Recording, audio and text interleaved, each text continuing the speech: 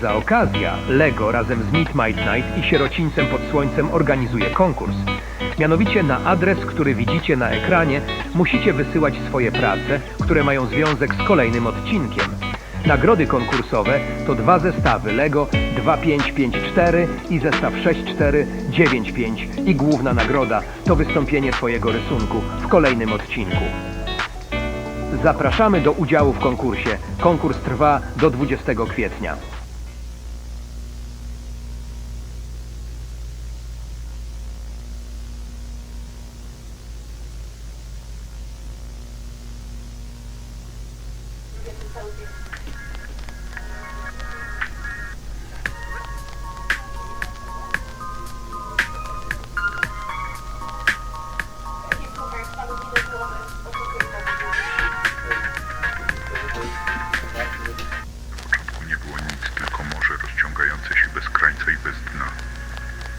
W tej nicości znajdowało się wielkie jajo wypełnione mistyczną mocą.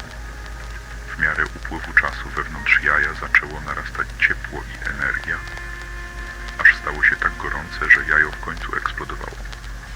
Roztrzaskało się na tysiące kawałków, które opadły na dno morza, tworząc przez to dno i nieboskłon. Z pozostałości jaja wyłonił się świętowit. Piękny ptak o piórach rozświetlonych różnymi kolorami, latając samotnie przez ten nowy świat. Latał samotnie, aż zobaczył swoje odbicie w krystalicznej wodzie. To odbicie ożyło, a z niego wyłonili się pierwsi bogowie. Najważniejszymi z tych bogów był Białobóg, inaczej nazywany Svarog, i Czarnobóg. Białobóg wędrował po ziemi, otaczając ją swoją opiekuńczą obecnością. Był symbolem światła, dobra i twórczej mocy. To Białobóg stworzył lądy, podnosząc dno morza, by dać przestrzeń dla życia. Czarnobóg natomiast wybierał mroki i głębiny wód jako swoje królestwo. Jego natura była bardziej złożona, ponieważ jednocześnie był destrukcyjny i odnawiający. Na początku Białobóg nie rozumiał intencji Czarnoboga, który niszczył to, co brat stworzył. Był wściekły na swojego mrocznego brata za te działania.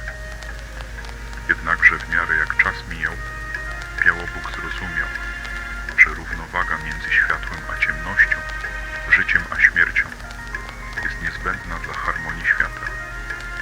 Zrozumiał, że Czarnobóg miał swoje miejsce i rolę w tej równowadze. Jednak mimo tego wszystko tworzyli sami. Ich pierwszą wspólną rzeczą był człowiek. Wspólnie Białobóg i Czarnobóg postanowili stworzyć istotę, która by mogła pielęgnować i przekazywać ich mądrość.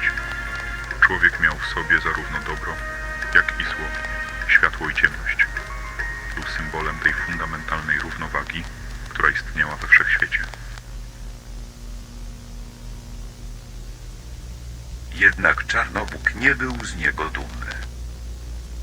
Jego zdaniem za bardzo przypominał Białoboga.